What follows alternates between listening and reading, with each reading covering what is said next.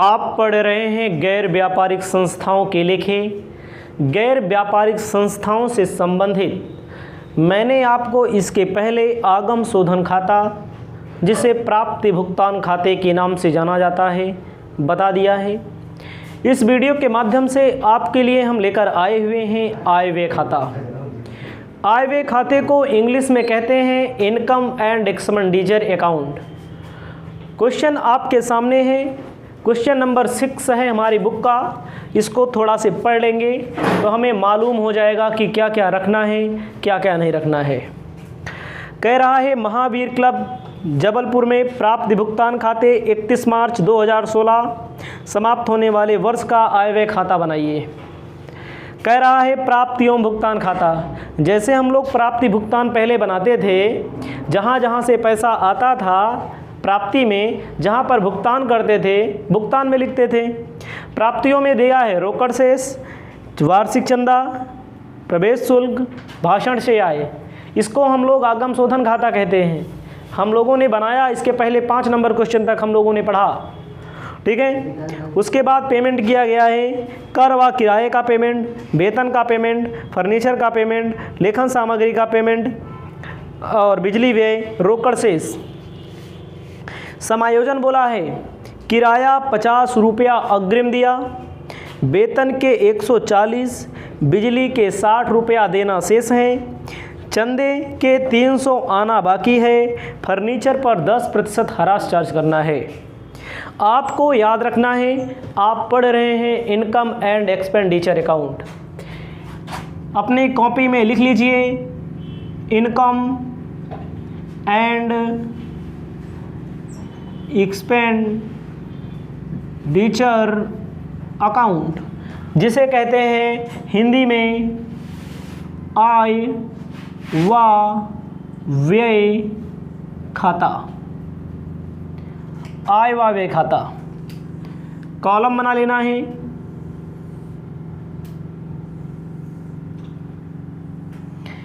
आय व्यय खाते से संबंधित आपको कुछ सूचनाएं मालूम होनी चाहिए, जैसा कि गत वर्ष जिस वित्तीय वर्ष का आय व्यय खाता बनाया जा रहा है, उसी वित्तीय वर्ष से संबंधित सूचनाओं का लेखा होगा। यहाँ पर एडवांस में पेमेंट किया गया है तो उसको माइनस कर दिया जाएगा, बकाया है तो उसको प्लस कर दिया जाएगा।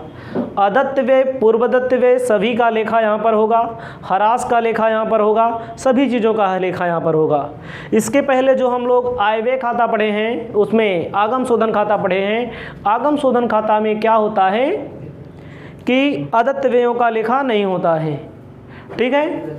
जैसे प्रॉफिट लॉस बनाया जाता है वैसे सेम आय व्यय खाता बनाया जाता है। कॉलम आपको तैयार कर लेना है। आय का मतलब इनकम, आय का मतलब इनकम दाहिनी ओर होता है। अमाउंट, एक्सपेंस का व्यय का मतलब एक्सपेंडिचर। ये आपकी उपलब्धि होगी अगर पेपर में लिख लेंगे। पेपर में एक क्वेश्चन को सॉल्व कर देते हैं।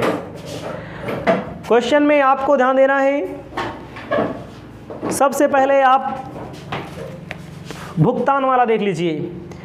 कह रहा है कर व किराए का 1000, कर व किराए के लिए 1000 बोल रहा है, लेकिन आपको देखना है किराया से संबंधित समायोजन बोला गया है 50 रुपये का, जो कि क्वेश्चन के नीचे दिया होता है।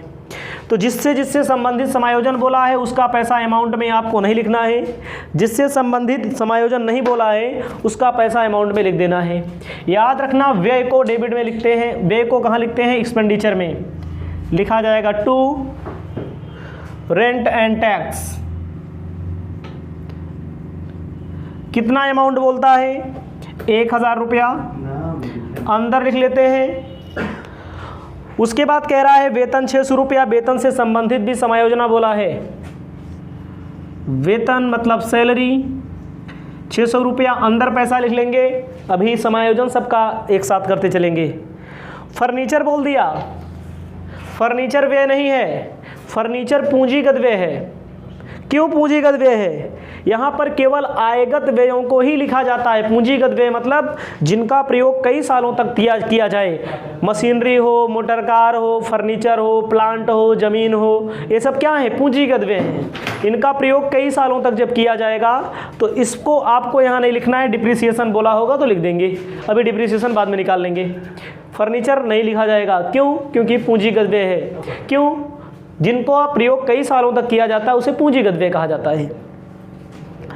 आगे कहता है लेखन सामग्री 820 रुपये का, लेखन सामग्री 820 रुपये का लिखा जाएगा। स्टेशनरी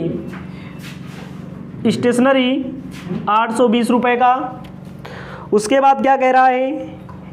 बिजली व्यय, इलेक्ट्रिक एक्सपेंसेस, इलेक्ट्रिक के संबंध में इन्होंने क्या बोला है? कहा है 60 रुपया। इस पर भी समायोजना बोला है जो कि नीचे दिया गया है। उसके बाद आते हैं प्राप्तियों में। प्राप्तियों में चंदा प्राप्त कर रहे हैं, सब्सक्रिप्शन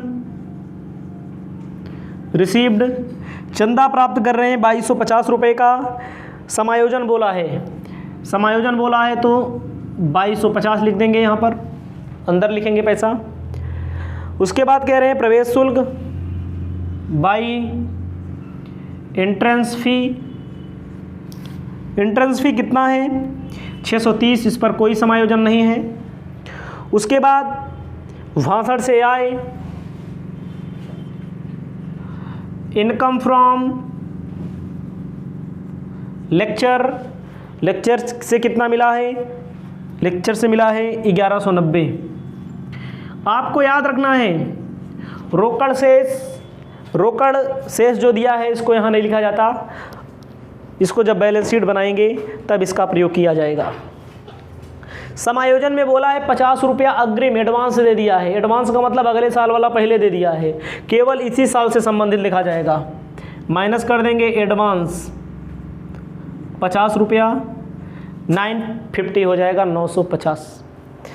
उसके बाद क्वेश्चन में कहा है वेतन के 140, बिजली के 60 रुपया देना शेष है, इसी साल का बकाया है, इस साल का खर्चा मानेंगे।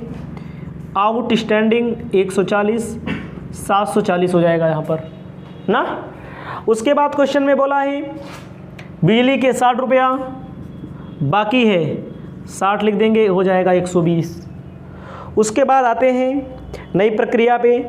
चंदे के 300 आना बाकी है, यह साल का पैसा नहीं आया है, इस साल की इनकम मानी जाएगी 300।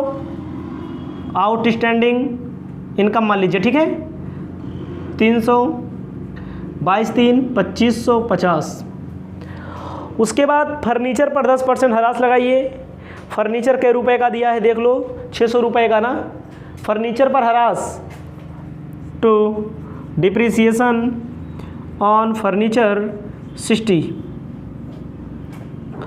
दोनों पक्षों को जोड़ेंगे, दोनों पक्षों को आप जोड़ लीजिए, कितना आ रहा है? क्रेडिट में आ रहा है 4370, दाहिनी ओर 4370 रुपये की कमाई, 4370 रुपया लिख देंगे। ये सब माइनस कर लीजिए, खर्चा इतना हुआ, इतना पैसा प्राप्त हुआ 4370, इतना पैसा खर्चा करना पड़ा, करने के बाद माइनस करने के बाद आंसर निकल के आ रहा है 1680। इसे लिखते हैं सरप्लस, आय का व्यय पर आधिक्य बोला जाता है। इसके लिए कितना आ रहा है? 1680। आप माइनस प्लस कर लेंगे, आपका आंसर आ जाएगा। इनकम में से खर्चा माइनस करेंगे, यही आएगा 1680। इसे आप फायदे में आ रहे हैं तो सरप्लस लीजिए, इसे लिख लीजिए। इसके बाद वाले वीडियो में अगला नंबर क्वेश्चन आपके लिए लेकर आ रहे हैं।